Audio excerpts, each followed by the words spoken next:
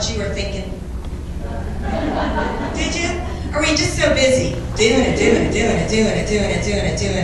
I mean, Rita, really, where's Rita? Where'd she go? Oh, I'm sorry, I'm looking right at you. I gotta ask you, like, Rita, what were you thinking? You told the ladies that the cake and coffee comes after I'm done speaking. So everyone's sitting there thinking, okay, let's wrap it up. We got cake coming. What were you thinking, Rita? Has anyone ever looked at you and said that? What were you thinking? And come on, let's just get real. We were thinking we weren't going to get caught. That's what we were thinking. We were thinking we were going to get away with it. No one even noticed. I mean, please, if we stopped to think about what we were thinking, we wouldn't think the way that we think most of the time. But we don't really ever stop and think. Now, I have a saying that actually I learned from one of my girlfriends, and you may have heard it and you may have used it yourself. And my saying is, just because you can,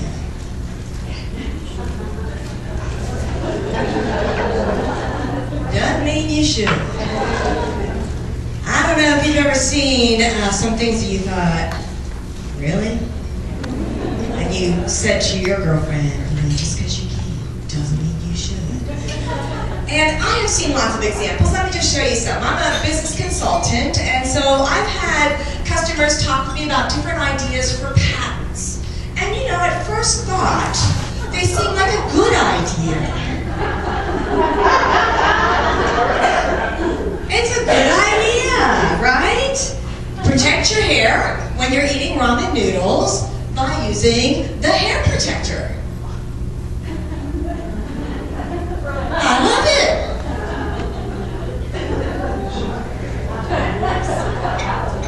I'm just not sure the application for it.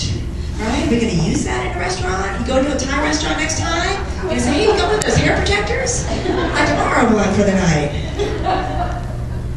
Have you ever looked at a picture, in a magazine or on Pinterest, and you thought, that looks like so much fun. I think we should do a project like that. You have children or you have grandchildren. How about something like clothespin painting? Doesn't that look like fun? What were you thinking? It doesn't turn out that way. It becomes an absolute disaster. They have to pose those kids. There's no way it actually comes out that neat and tidy, right? No way. Or have you ever wanted to run to the store just for a few minutes? You're like, I'll be gone for 10. And you leave the baby.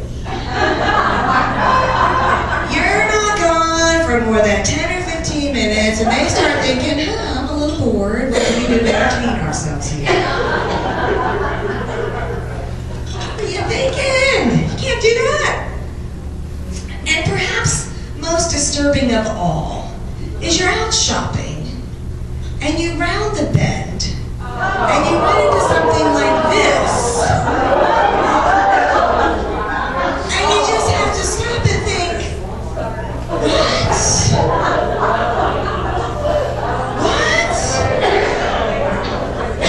Does she not have any friends or family members that would say something to her? What? In stretchy pants when you absolutely, positively want to scare the crap out of everyone. I mean, what the were you thinking? And we've already talked about that we're not thinking about what we're thinking. We're just doing. Who has too much to do every day? Every day it looks like this much time, this much to do. This much time, this much to do. Does that go away on the weekends? You ever wake up on a Saturday and think,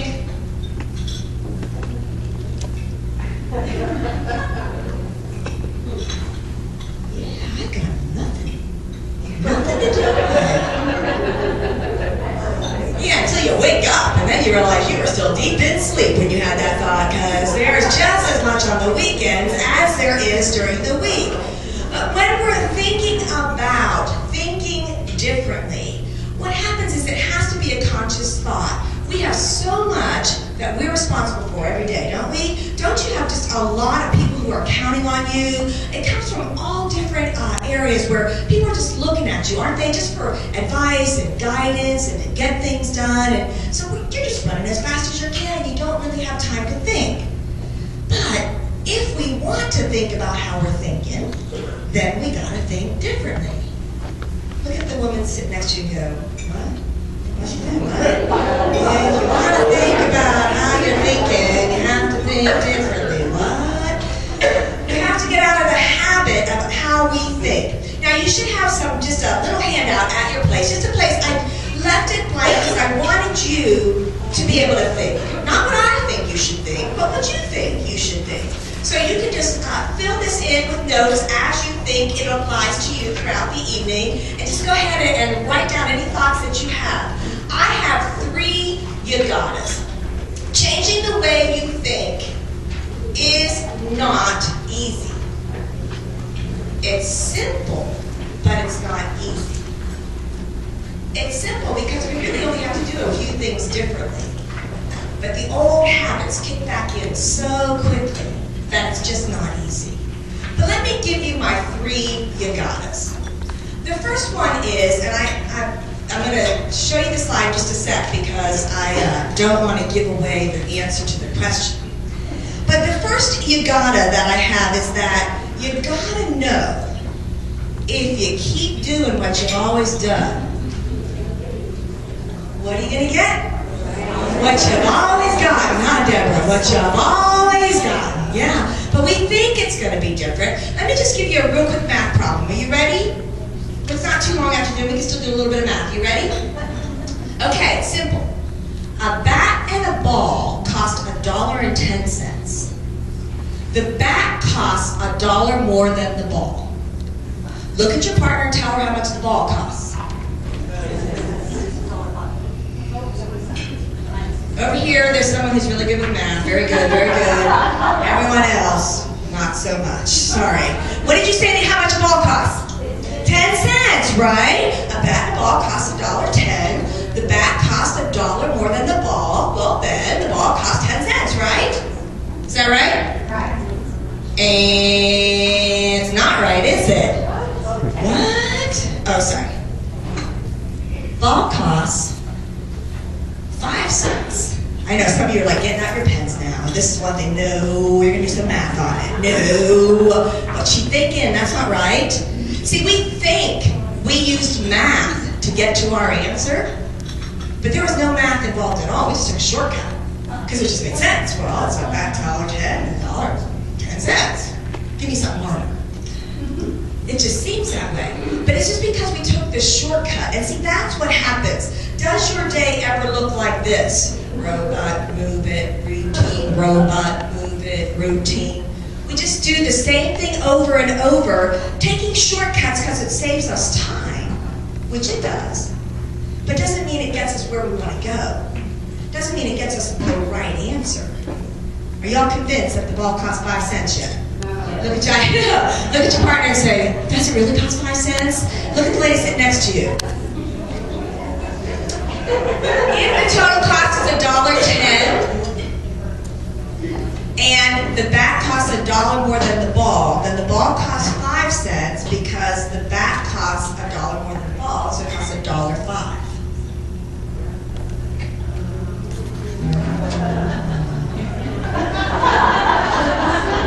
I can tell on your faces you still don't believe me. That's okay. I didn't believe it the first time I read it either. I got out my calculator as fast as I could because I thought, he doesn't know what he's talking about. But it's true. But see, we get into repetitive ways of doing things because we know it's the right way to do it. It's the way we've always done it. Come on, women, tell the truth. Someone folds your towels for you, you refold them, don't you? Because there's a right way to fold those towels. Right? I mean, come on. Someone load your dishwasher, you reload it. Because there's a right way. I know. At work, there's these little processes that people do before, and then they give it to you, and you just go back and redo what they should have done. But it's just easier for you to go ahead and do it because there's a right way. So instead of working out, just do it the right way. We've got these all over our professional and our personal lives. We got the right way to do something. Where did we get that? Mom. Late mom, right? I know it to be a fact that part of cooking is cleaning up. It's a fact. You don't make a mess, you clean as you go.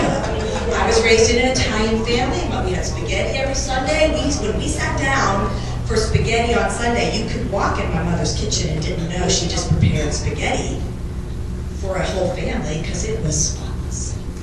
When you're done with something, you put it away. If you're finished with the pan, you wash it and you put it away. If you're going to put them in the dishwasher, load it out. Part of cooking is cleaning up. I'm right, aren't I?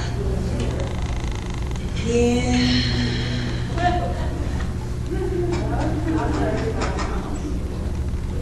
Recently, I started dating this really cute guy.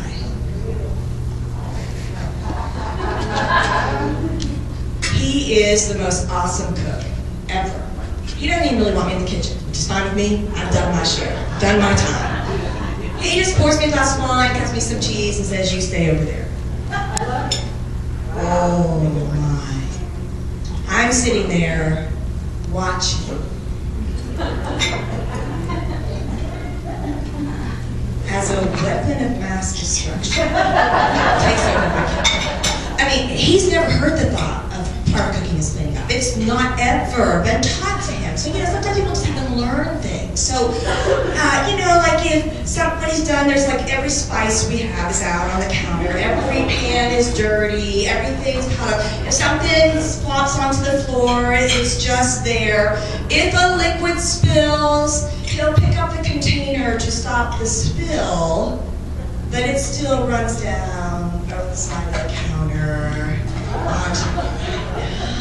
I know, it's so wrong. And so I thought maybe he just had never learned that part of cooking is cleaning up. So I thought maybe I could help him with that. So just kind of go in there and help, move behind him, clean up behind him. Well, he doesn't want me in the kitchen while he's cooking because he's creating. He doesn't use a recipe. He's creating. And I'm there trying to put things away and wipe up behind him. And it caused a little bit of tension. And then I had to stop and think, well, Monica, which do you really want more? This really cute guy who's a fantastic cook cooking for you in your kitchen? Or do you want a clean kitchen?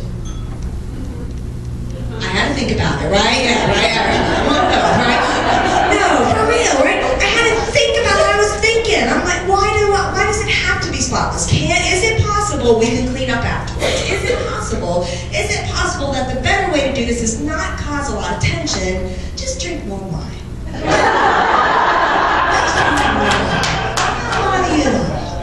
Just relax. Change the way I'm thinking about it. Change my perspective entirely. It's just an enjoyable experience now because we can clean up afterwards. But when you hold on to something that's the way it's got to be, then we'll keep getting what we've always gotten.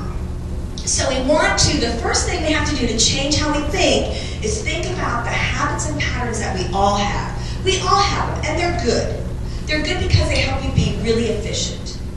The only time that they're not good is when you're not getting what you need from them. If you're not getting what you need from it anymore, now you have to think, well, I'm going to have to change some of that pattern thinking because I need a different result. The second, you gotta know your north. Let me show you what that means. Would everybody stand up with me for just a sec? Well, maybe 30 seconds.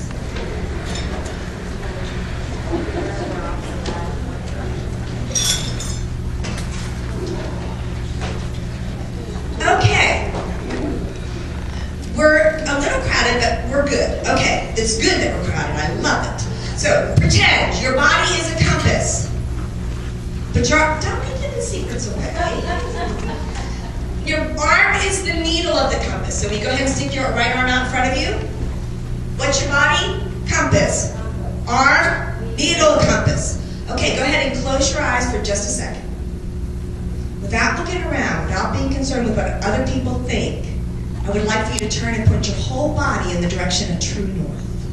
Try not to think what other people are thinking. Try not to think, oh, don't peek, you're doing good, don't peek. You're doing amazingly well, don't peek, don't peek.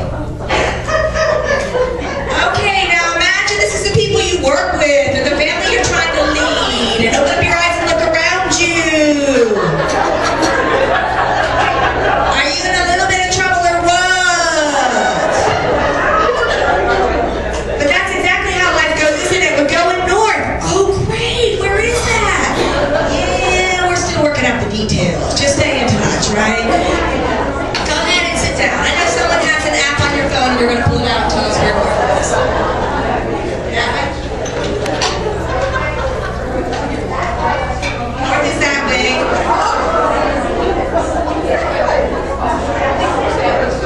I see apps flying here.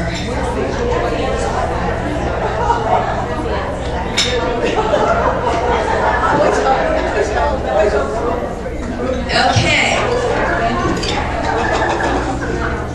So what does that mean? You gotta know your north. Your north is you gotta know where you're going.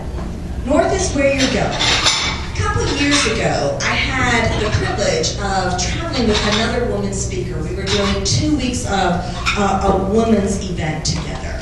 And her name's Janice. She and I had never worked together before, but I had heard a lot of great things about her. So it was just going to be a neat experience. We were doing like multiple cities, so flying some, driving some, and she lives in Colorado. So we were flying to our first destination, and before we left home, we just did a quick telephone call, you know, just kind of do some logistics and touch base before we started together.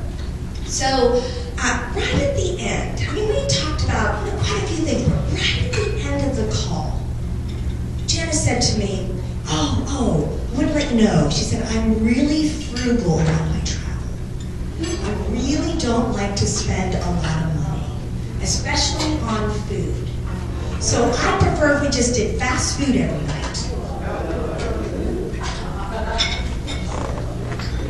She hears silence on my end and she said, well, maybe one night each week we could sit down and have a nice dinner together. And I'm thinking, okay, she wants to be frugal, frugality is fun, I can do this. But after I hang up, I started thinking, I'm not so sure. Fast food every night for 2 weeks doesn't sound like necessarily the best choice as far as health and nutrition. And I was thinking, I heard she was really nice, and actually that kind of seemed pretty bossy to me. And I don't think she's the boss of me. And I don't think she can tell me that I'm eating fast food every night if I don't want to eat fast food every night. And maybe I really don't like her at all, I had the whole thing changed. We get out there on the road, and she is a nice lady, and we're driving. It's like our second night together, but it was the first time that we actually had a chance to sit down and talk with each other, because it had just been a whirlwind. And we're driving. I'm driving, she's in the passenger seat, and so we start sharing, the way women do. We talk about our families, and our kids, and our husbands, and just our hobbies. And so she started telling me that in 3 years, her husband was going to retire from the state of Colorado. And at that time, they wanted to have a house on the big island of Hawaii so that they could live in Hawaii for 6 months out of the year and then live close to their grandkids 6 months out of the year. That sounds like a really good goal, doesn't it? I thought, well, that's really cool. And she said, and that's why I'm so frugal on the road, because we're really wanting to get that house by the time Jim retires. I thought, well, I have to respect that. That's a really good goal. And then she said to me, Monica, the cool thing is, we're not going to live in it for 6 months out of the year. So I don't want it just in a general rental pool. She said, I'm just going to make it available to family and friends. And we don't want to make money on it, we just want to cover our costs. So as cheap as we can rent it out to our family and friends, we're going to let them use the house when we're not there. I changed my mind. I looked at Janice and I said, Janice, which fast food restaurant would you like to eat at? See how easy that was? I could get that. I could change my mind just like that, because I'm thinking, friend, house on the big island. I am going to help her reach her goal. So I am a true friend. Wouldn't you agree? Yes. About a little over 24 months later, I got an email from Janice. It said simply this: we got it. And there was a link to the cutest little house you've seen on the big island. It's got 3 bedrooms, hardwood floors, wraparound porch. I know all this because I've been there, because I am a friend and family member. And I helped her reach her goal. See, it's so easy when we know what our north is. How many of us have actually thought about where we're going, so much so that all the way back here year I have figured out how much I'm going to spend on dinner tonight. Do any of us break it down that far? Not usually. Do most of us end up with a big house on the island? I mean, a house on the big island of Hawaii? No. You think the two are related? Absolutely. Janice knew her north. It was important to them to be able to do this. In fact, this was a couple years ago. In fact, I got another. They've now bought property over there. They're doing a bigger house now because both kids are married. They have grandkids. So that, I mean, they just keep pointing north. What's important to us? If you're going to change the way you think, the first thing you got to think about is, well, where do I want to go? What is it that I want? Because we can spend a lot of energy, don't you, every day, like doing. Have you ever had one of those days where you hit the ground running and you got to work and you didn't stop all day long and someone had the nerve to ask you at the end of the day, so what'd you do today, Susan? And Susan looks at her to-do list and there's not one thing checked off on that list. Not one. But Susan knows she hadn't stopped all day. She's just been working, going. But busy doesn't equal productive. Busy doesn't get us necessarily what we want. What's it get us? Busy. Out of time, stressed out, right? So, that second you gotta know your north. Where are you going? What's it gonna cost? And I don't mean just money. It costs a lot of things to get what we want. And if we really want it, then it helps make our decision-making process easier, because if I know what my north is, I can pretty much decide if I'm going to go to that restaurant for dinner or that restaurant. Because I can tell just by looking at it which one's going to help me stay in my budget, right? We know, we just don't always want to see it. But when we know our north, then that decision-making process is so much easier. And then the last one, the last you got to know is that DNF is never an option. Never an option. Anybody know what DNF is? I didn't know. To a few years ago, and I found out. I've never been, and still am not, what you call an athletic type person. Any of you people like that in here, you athletes? Like you think about working out and stuff like that, and you really like it? You spend your weekends riding your bike, and yeah,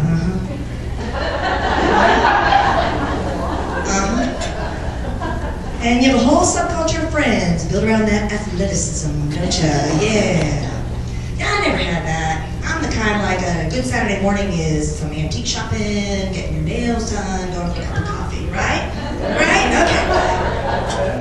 And as we age, we know that sometimes it gets a little tougher to maintain some things, right? Just saying. And so I thought, okay, if you want to be able to travel and speak, you need to work on staying healthy. So I worked with a guy who told me he wanted me on the treadmill at least 30 minutes a day. Why would I do that? Wouldn't that like make me sweat? Yeah, that doesn't sound very fun. But I thought, okay, let's give it a shot. As I was getting on the treadmill every day, I mean, it's boring. It really is. Anybody ever do treadmill? I mean, it's pretty boring. And my youngest son, he called, because he does like that athletic stuff. And he called and said, hey Mom, I know you're really trying to do this running thing. He said, let's do a race together. It'll really help you if you have a goal. I said, okay, Jojo, that sounds like a good idea. So we entered the Austin Turkey Trot. It's a 5-mile run on Thanksgiving Day. Thousands of people show up for it. I get there and I'm thinking, don't y'all have family? Well, who's cooking the turkey if you all are here? Well, there's people dressed up like pilgrims and Indians and turkeys and thousands of people. And I thought, just keep a good attitude, Monica. This will be fun because this looks like people are here to have fun. So we go up, you have to get your number, and they give us this little thing. And Joe says, you have to put that on your shoe, Mom, and he's helping me do it. And I said, well, what's this for, Joe? He said, well, we're going to line up based on our times, and we had already talked about that, so I do like a 10-minute, really, really fast you'd never want to run a race with me because it'd be hard to keep up. A 10-minute miler. Are you that fast? No, see, Miss Athleticism over here. Yeah, no. 10-minute mile, 10, I knew that during the race, 10-minute mile was just slow. It's slow. The people who are winning are 6 and less up front.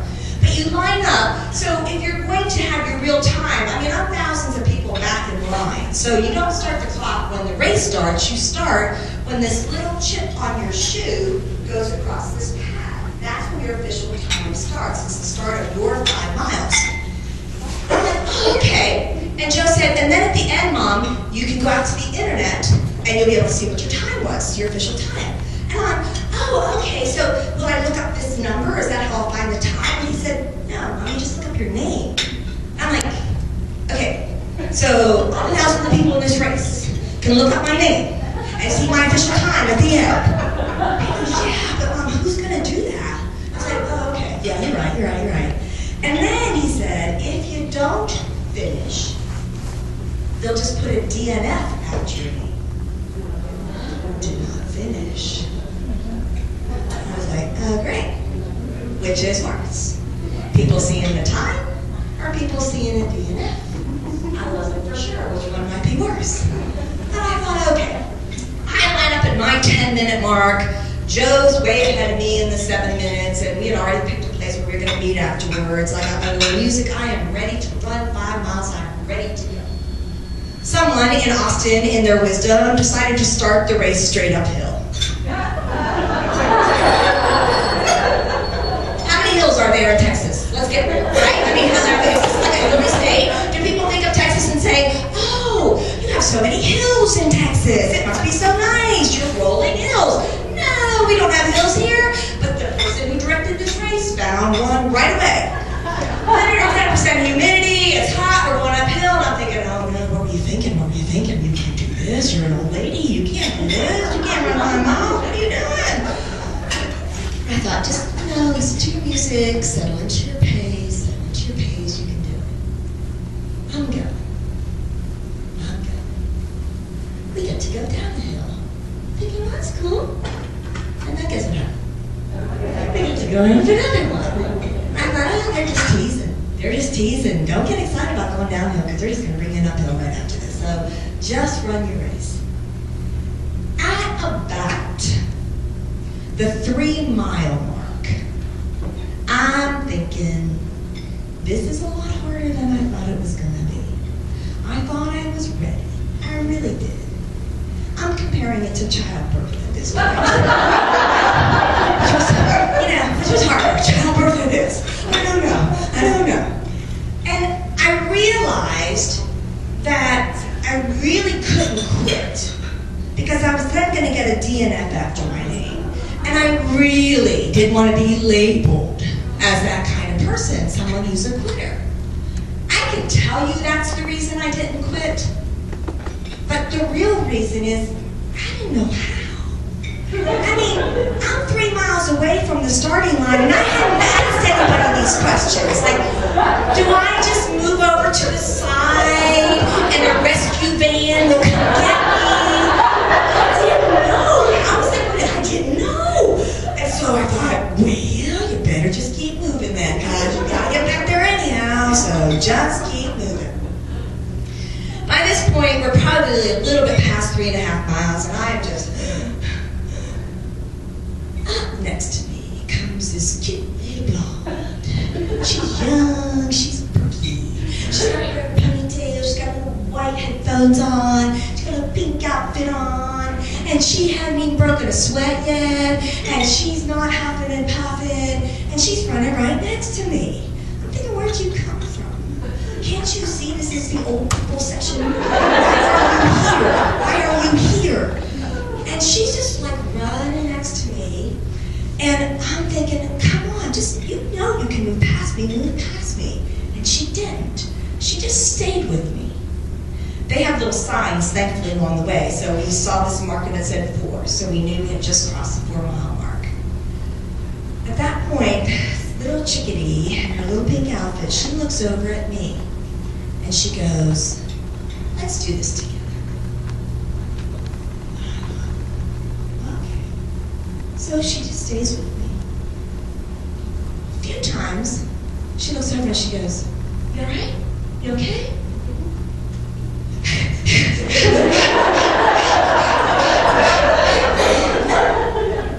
That's all she was getting out of me. That little girl stayed with me until we crossed the finish line. And when she crossed the finish line, she looked at me and she said, "DNF is never an option." And she went on her.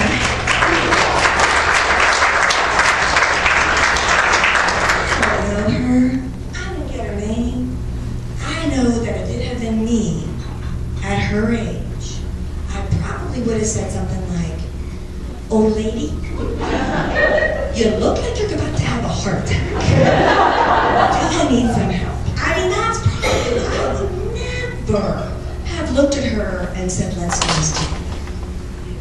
The encouragement that she gave me on that day, when I think about it still today, it encourages me so much because her DNF is never an option has stuck with me. This is a pic of me and my baby Joe. Oh, no, it's not. Where'd it go? Oh, that's me. Sorry. Ain't he cute? He's making me a grandma in July. Ain't he sweet? DNF is never an option. We talked just a few minutes ago that there's people counting on you. There's people counting on you. They don't have the option of quitting. It gets hard out here, doesn't it? It gets hard. But if we quit, what's going to happen to everybody else? You know it's just going to fall apart. You know it. You know it to be true, right? It would just be a disaster. When you think about how life works, change is inevitable and growth is optional. We as women have more opportunities now to change and grow than any generation has ever had. I started watching Mad Men on Netflix last weekend, and I was so mortified that I wasn't sure whether I want to continue or not. I'm thinking, this is in my lifetime that women were treated like this in the workplace. And it's horrifying to realize how fast and far we've been able to come in just a short period of time. We have so many options now if we take them. We don't have to take them, do we? Do you know any people, do you have any friends that they're pretty much, they just like to coast? They don't really want to change. They don't want to learn that new technology. Companies get a new phone system, and I hear it's real complicated. I think I'm going to quit. It's going to make me too stressed out. I don't want to have to deal with that. We laugh about that, but that's the kind of stuff that stresses us out, and that's the kind of stuff that we do have very much the ability to learn if we choose to take it. But change is hard. Wouldn't you agree change is hard? Even when we know it's good for us, it is just darn hard. On your sheet of paper, I am going to ask you to do this. Just draw a little square and put yourself in the middle of the square. So just draw a little picture of you. We're not grading for your art. I know. It's just a little rendition, a little doodle of you.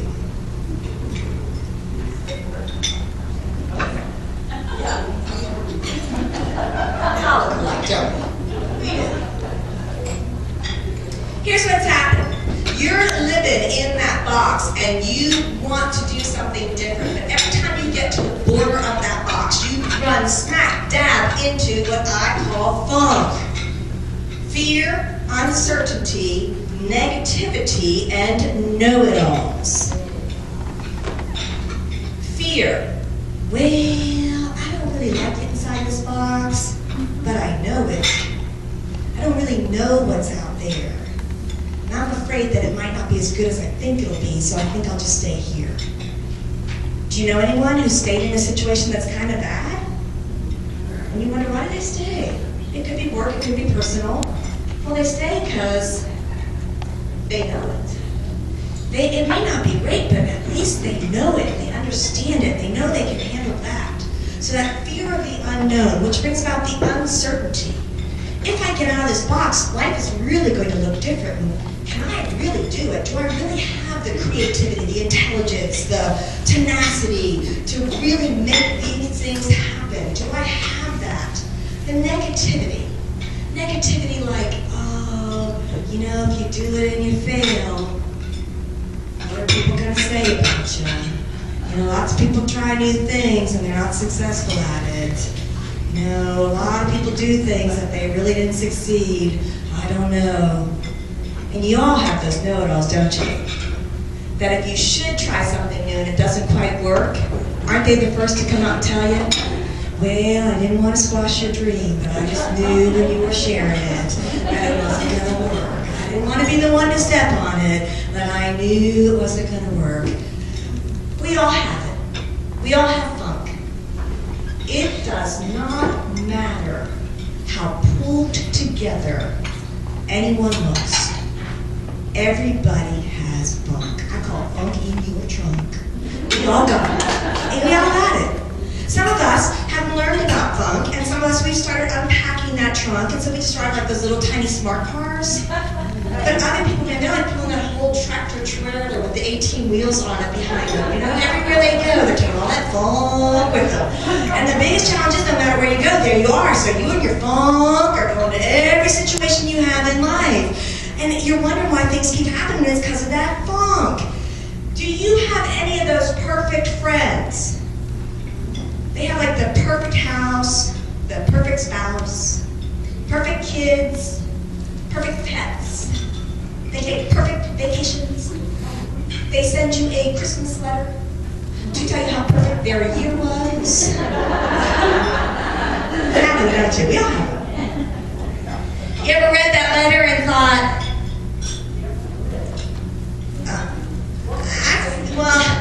I thought, oh my gosh, we are such losers. I mean, look at this family. It's like perfect. And then you gotta stop and think, right? Do you think there might be a little bit of funk going on? And I gotta send you the letter and tell you how perfect we are. There's probably some funk. So, when you're thinking about making change and that fear, uncertainty, negativity, and know-it-alls enters in, remember that everyone else has it too. The people who get what they want push through the funk. They did not have the funk. They just pushed through it.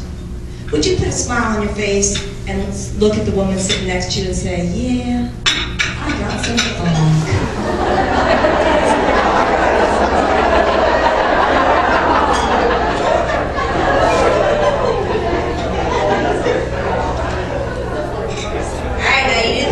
Smile on your face and look at him and say, yeah, but I know you got funk too.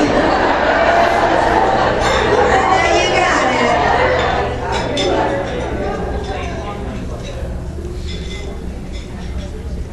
Anytime you want to break through that funk, here's a reality you need to know.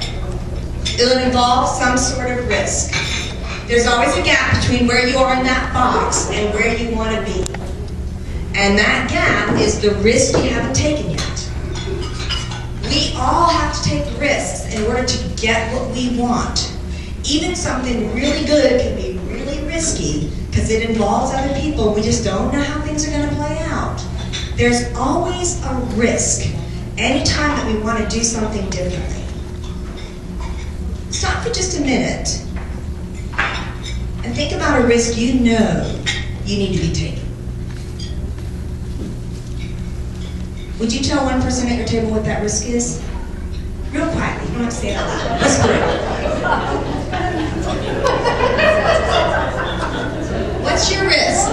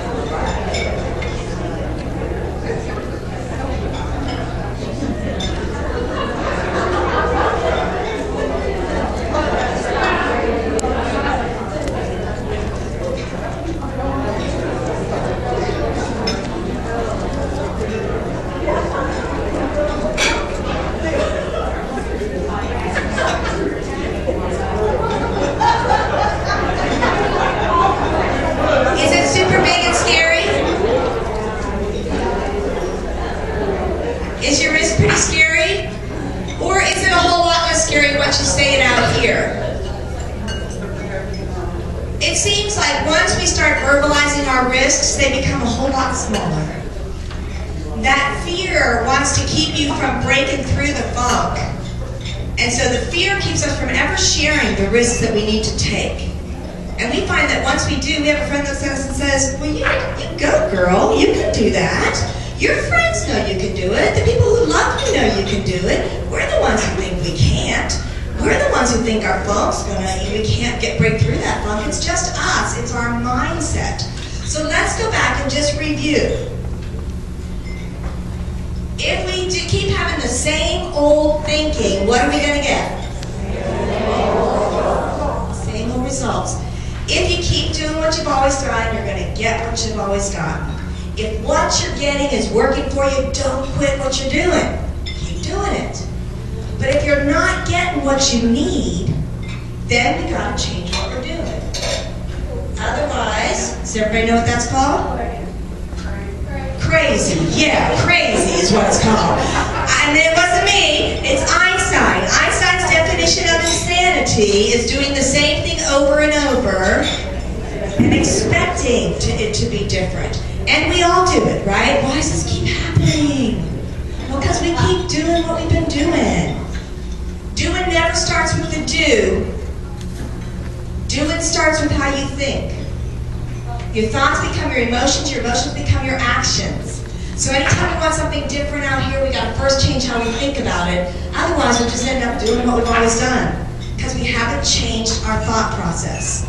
Let's go through the 3 you gotas. You got to know if you keep doing what you've always done, you get what you've always gotten, the same results. The second is you got to know where do you have to go? North. You got to know what your north is. Is it okay if your north is different than mine? Absolutely. Absolutely it is. Our norths can be totally different and it's okay. It's most important is what's important to you. And the last you got is you got to know what? DNF is never an option. DNF is never an option. We got to keep going. We got to keep pushing. We got to keep thinking so that whenever somebody would be tempted to say to us, well, what were you thinking? You say, well, I was thinking about getting north. And I was thinking about the goals I've set. And I was thinking about the way it's been working for me hasn't been working, so I'm going to change the way I'm doing something because I want to get north. And I was thinking that, no, I don't want to quit. I'm going to push through and make sure that this happens. So I want to encourage you, look at the woman sitting next to you and say, don't quit. DNF is never an option.